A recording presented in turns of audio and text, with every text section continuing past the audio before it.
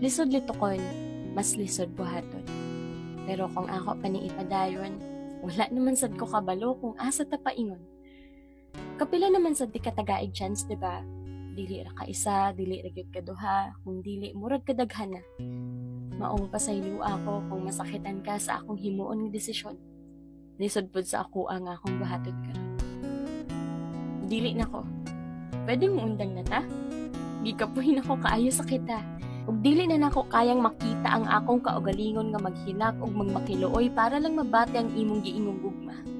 Dili nako, dili na nako kayang magukod-gukod nimo. Dili na nako kayang mabaliwala na lang ko nimo pirmi. Dili na nako kayang mamugos para lang imo kong mapili. Dili nako.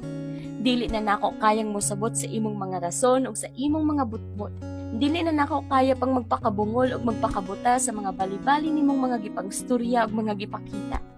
Dili nako. Dili na nako kayang maghulat sa oras nga ikaw pa magbago. Dili na nako kayang motuo sa mga saad nimong wala dire ug wala didto. Dili nako kay kapoy na kaayo. Dili na nako tugutan ang akong kaugalingon nga masakitan pag-utro nga ikaw ra ang hinungdan.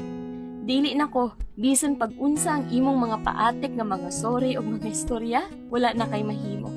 Gustohon man nimo o sa dili, basta ako dili nako ug dili na mobalik pa nimo.